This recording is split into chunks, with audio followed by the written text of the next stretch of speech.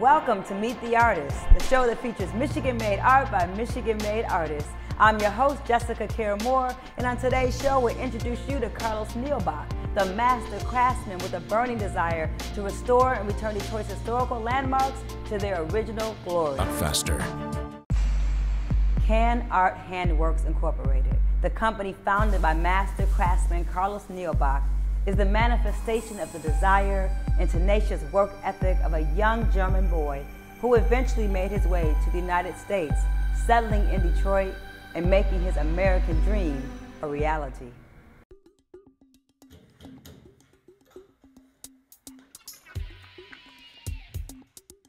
Who is Carlos Nielbock, and how do you define yourself? That's a good question. I think I'm a work in progress. An architectural ornamental metal worker. I'm a historian and the greatest fan of Detroit. All right. Yes. So, speaking of Detroit, were you born here? Tell me about your childhood. Where were you born? What was it like to be you when you were like 8 or 9? I came to Detroit in 1984 to look for my dad. And I'm children of occupation. My dad was post-war in Germany, and that's where he met my mother. And he came back to the United States by himself, and I grew up in Germany. And in 1984, yeah, in 1984, Germany became too small for me. And I had to find my dad, so that's brought me here to Detroit. Wow. Did you find him? He's downstairs. He opened the door for you. He was beautiful, yes. That's fantastic. So you've been in Detroit ever since that moment? Yeah, ever since that moment. And my education in Germany was a technical education. I'm a master craftsman by trade. My training is in architectural ornamental metalwork, and I learned to make jigs and fixtures that enables you to have a production line.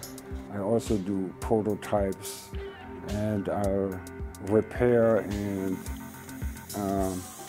reproduce items. They are made from metal, mainly made by hand. Yeah. So on this journey, I mean, artists become who they are in different ways. Was there one particular person or any artist that you studied that really influenced your work?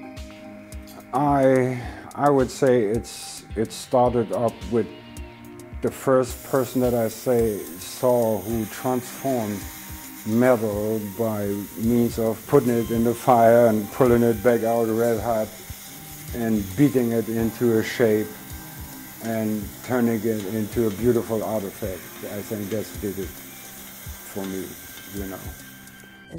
I mean, just walking into your space, when I pulled up, it felt very magical automatically. I felt like I was somewhere else. You know, just the Detroit sign you have outside is beautiful, and to see the windmills right off the street, it's pretty overwhelming. I want to get some history of the benign bronze. Am I saying it correctly?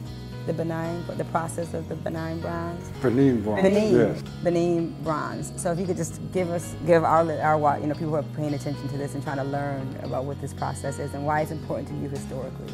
All the requirements are always different. It's depending who was the craftsman that produces any particular work and what material and what technique he was working in. And so I am familiar and accustomed to all the techniques that are pre-welding technology. That means before World War II, everything was made by mechanical joining and fastening.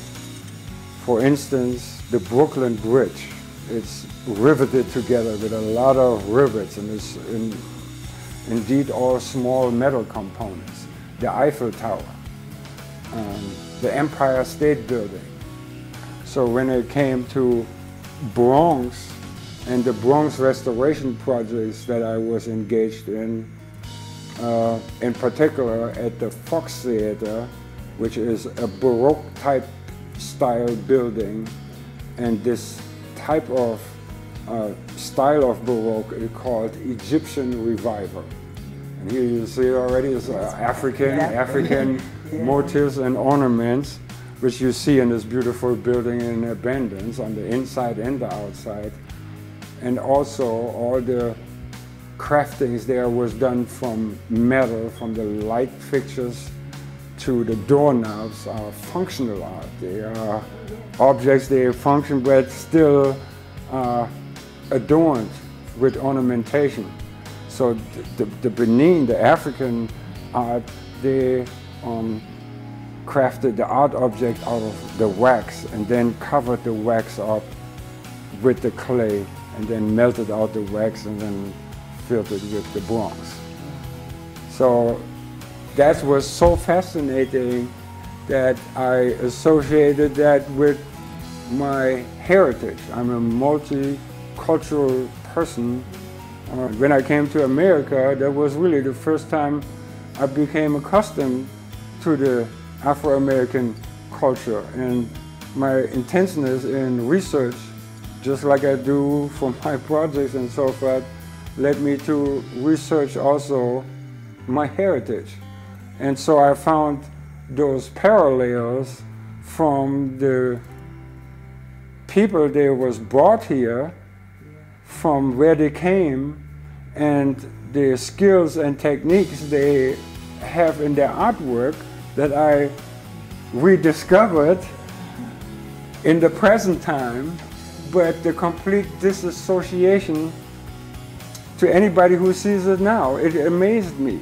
But to me it was a quick association because of the... Host entertainment on any device anywhere with Xfinity from Comcast.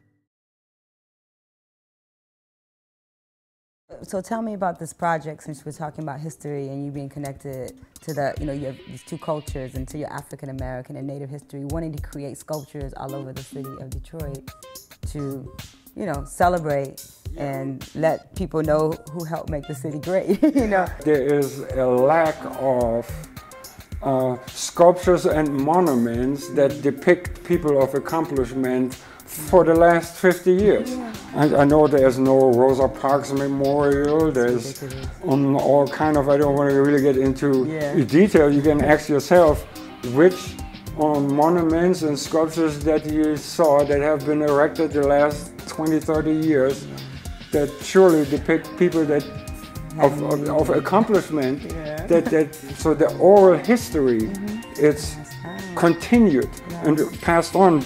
A child asks the mother or the adult who that is, and then the explanation will start, on not on the abstract example of art, on a realistic. That's right, something tangible. Something they can see themselves in, I mean, I think that's the problem. Because most of the statues that we're talking about it earlier, I probably could say I don't know who they are. We're surrounded by strangers. If you would start to bring this type of art to public places and parks, and you start the conversation and the public education and the introduction of that, it becomes a snowball. What's driving you? You have a lot of passion, so what's driving you to still be in Detroit and wanting to make these things happen here? Yeah, I think, I don't want to be in no other place on the entire planet, because I think, Detroit is going to set the stage for maybe the entire United States to step up and become class and standard that you might find in a high culture. Detroit used to be dubbed the Paris of North America. And when I saw all those black and white photos from 1880 to turn of the century, and I identified all those beautiful nuances from the canoeing and boats on Ballard, the flowers and the, oh my God, the gardens, the sculptures, all those beautiful nuances, they are not there anymore. And to recreate that type of aura and atmosphere, that requires the artist. Yes, it does. That requires the craftsman. Come on. They then would find the bread and butter to realize themselves. They have their own means. Yeah. So I mean, you're much more than an artist, because you have a passion and you told me you're on a mission here in Detroit. So just before we go, I want you to just kind of tell us what your mission is and how can people support what you're trying to do in the city. The City Hall, built in that French-Italian Renaissance style, like the Vatican, that place of great meaning. And that was built here in Detroit. And it was adorned with the greatest art pieces ever made. The bell that was in the center of the clock tower of the City Hall, it is told the time acoustically. So not even looking at the clock tower, you know what time it is here in Detroit. And by reinstating them to public domain, we will draw even. That's what I want to do with this City Hall. I have several artifacts collected, and they are waiting to be... I saw some of them. Yeah, they are waiting to be reassembled into an object of civic pride that speaks of the origins of how Detroit once came about, but yet be highly integrated into our new and future civic celebrations. People are consumed with everything that is new, and what I really appreciate about you is that you're actually about preservation, preserving what was here and making it better. It's our greatest access, and that's part of our capital and assets that we have, and the human resources. Oh my God, our people are so beautiful and skillful and strong and ready to go to work. It's not even funny no more. All we need is the funding and the projects. So an advice to someone who wants to do this work, so who has it in their body and they know they want to find a way to learn how to do metalwork, or they want to learn some of the African traditional ways that it came into existence. If they want to do this, what steps should they take?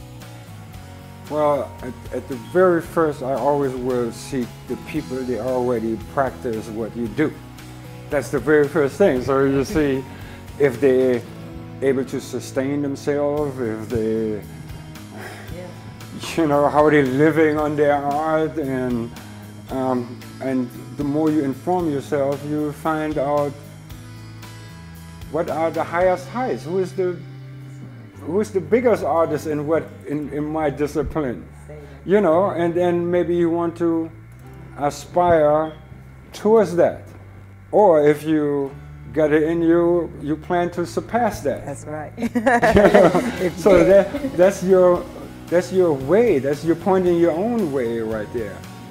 That all while you practicing your art, if you're a wood carver and you're carving wood statues, but you're working in making railings or bas-relief fireplaces and fire mantles for houses and estates, you will get paid for your skilled trade by the hour.